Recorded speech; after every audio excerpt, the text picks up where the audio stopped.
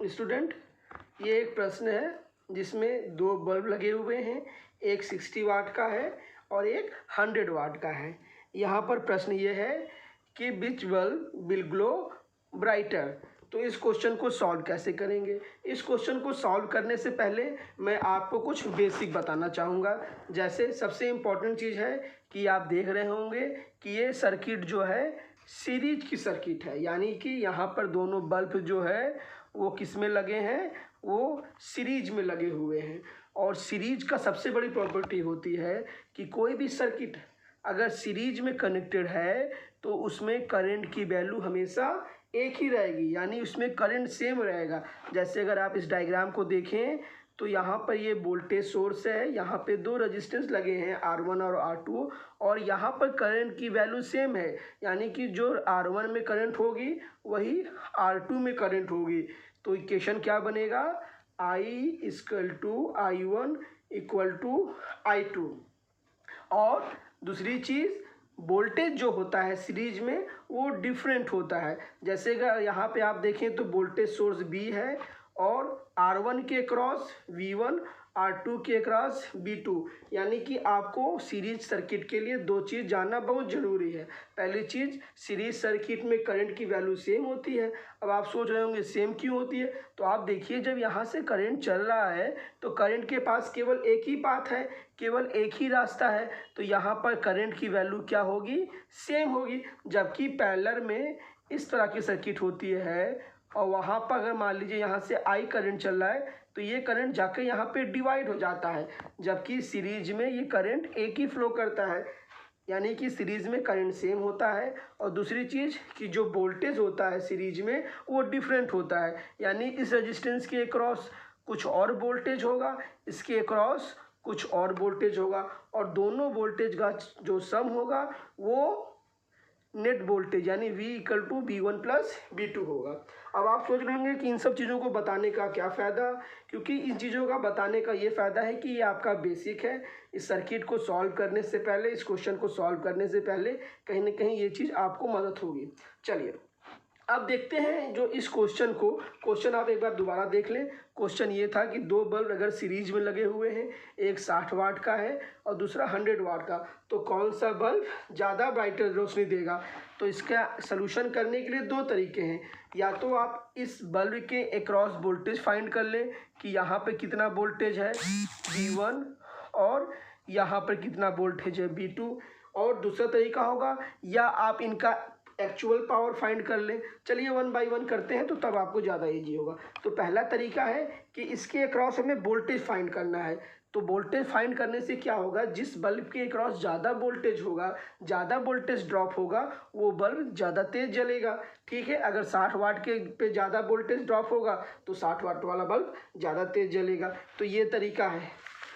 अब आप जानते हैं कि आपको वोल्टेज फाइंड करना है, यानी कि फिर से एक सर्किट आपकी मैं यहाँ पे तेज़ी से बना देता हूँ।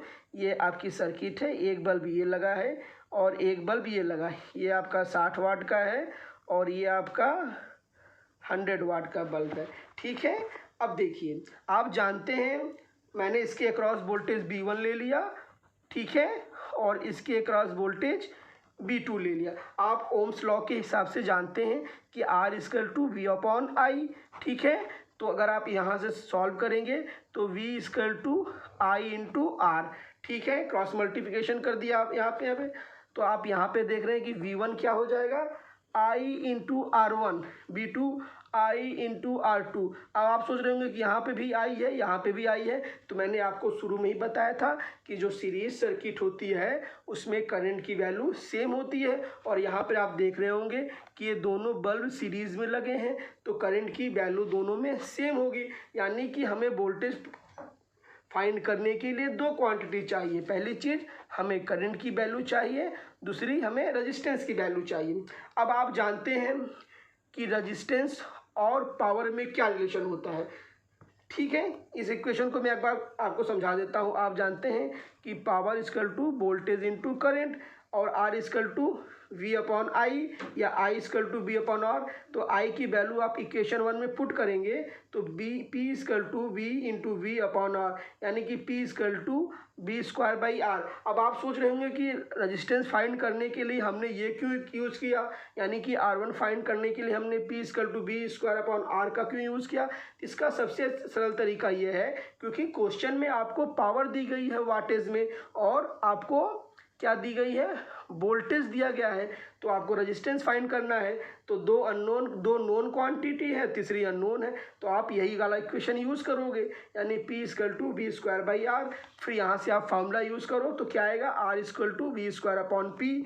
तो R one equal to V square upon P, V मतलब क्या है, टोटल वोल्टेज जो है, वोल्टेज कितना था 230 वोल्ट। तो 230 वोल्ट का स्क्वायर करके 60 से डिवाइड करेंगे तो इसको सॉल्व करने पे आपका आएगा 882, ये क्या है ओम, यानी कि 60 वोल्ट के क्रॉस कितना वोल्टेज ड्रॉप हो रहा है 882 ओम का, 882 ओम का। इसी तरह 100 के क्रॉस कितना वोल्टेज का ड्रॉप हो रहा है, सेम तरीके से आप सॉल्व करेंगे 529 ओम का। अब आपने R1 फाइंड कर लिया, ठीक है, और आपने R2 फाइंड कर लिया। अब आपको करंट की फाइंड करनी है वैल्यू, करंट दोनों में सेम होगा। करंट के लिए फार्मूला आप यूज़ करेंगे I equal to V upon R, Ohm's law के हिसाब से।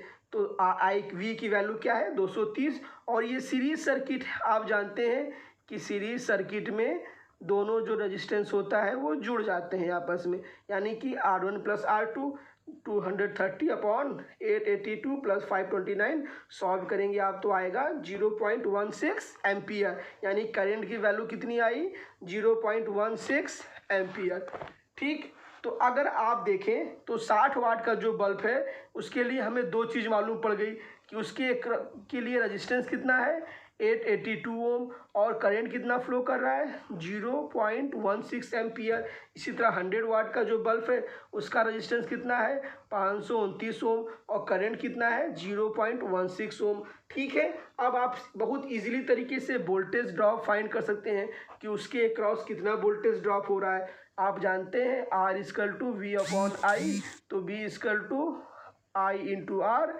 तो यहाँ से आपने V1 निकाला I इंटू R1, V और वैल्यू आपने पुट कर दी तो V1 कितना आया 141 वोल्ट, और इसी तरह V2 कितना आया 85 वोल्ट। सेम तरीके से सॉल्व कर लिया। तो अगर आप फाइनल सर्किट देखें तो सर्किट ये आ रही है कि जो 60 वाट का बल्ब था उसके अक्रॉस 141 वोल्ट 141 वोल्ट का वोल्टेज ड्रॉप हो रहा है, और 100 वाट के बल्ब के क्रॉस 85, यानी कि ज़्यादा वोल्टेज ड्रॉप किसके क्रॉस हो रहा है 60 वाट के बल्ब के क्रॉस हो रहा है। इसीलिए 60 वाट का बल्ब जो है वो ज़्यादा ग्लो करेगा।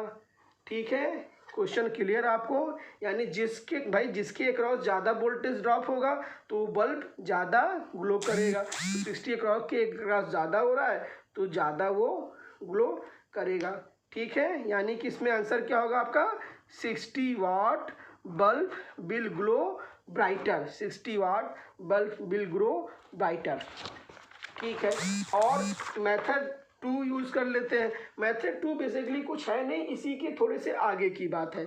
आप जानते हैं कि हमने पहले केस में वोल्टेज फाइंड कर लिया था इसके अक्रॉस इसके अक्रॉस, वहाँ से भी निकाल सकते हैं, लेकिन कुछ लोगों को कन्फ्यूजन हो रहा हो कि वोल्टेज से कैसे, तो वो पावर के फॉर्म में चाह रहे होंगे कि पावर के फॉर्म में आता तो और क्लियर होता कि कौन सा बल्ब ज़्यादा पावर लेगा। तो आप जानते हैं अगर कोई सर्किट सीरीज में जुड़ी है, ये 60 वाट का बल्ब ये 100 वाट का बल्ब सीरीज में जुड़ा है, तो उसका एक्चुअल वाटेज जो होगा, एक्चुअल पावर जो होगा वो डिफरेंट होगा, यानी वो 60 वाट और 100 वाट नहीं होगा। अलग अलग होते तो वो 60 वाट और 100 वाट होते, लेकिन जब वो सीरीज में जुड़ गए हैं तो उनका जो एक्चुअल वाटेज है उसमें क्या होगा, उसमें चेंजेस आ जाएगा। अब आप एक्चुअल वाटेज कैसे निकालेंगे, सिंपली पावर का फॉर्मूला आप जानते हो क्या होता है, बी इंटू आई, यहाँ से R equal to V upon I, तो V equal to I into R, तो P equal to I square R, put कर दिया वैल्यू उसमें, यानी कि हम पावर को लिख सकते हैं आई स्क्वायर आर, यानी कोई सर्किट जिसका रेजिस्टेंस आर है उसके क्रॉस करंट आई फ्लो कर रही है तो पावर कितना होगा पी। तो I square R one, I same होगा क्योंकि सर्किट तो सीरीज की है, तो आई की वैल्यू हमने निकाले थे 0.16, आर वन कितना था 882 ओम, सॉल्व करोगे तो 22.5 वाट आएगा। इसी तरह आप जब 100 वाट के लिए निकालोगे तो 0.16 का स्क्वायर 529 13.5 वाट। यानी कि फाइनली आप देखो तो जब आप इसको सीरीज में जोड़ोगे तो जो 60 वाट का बल्ब है उसका एक्चुअल वाटेज क्या हो जाएगा 22.5 वाट, यानी 22.5 वाट। और इसी तरह से 100 वाट का है उसका कितना हो जाएगा 13.5। तो जिसका वाटेज ज़्यादा है तो वो बल्ब ज़्यादा तेज ग्लो करेगा।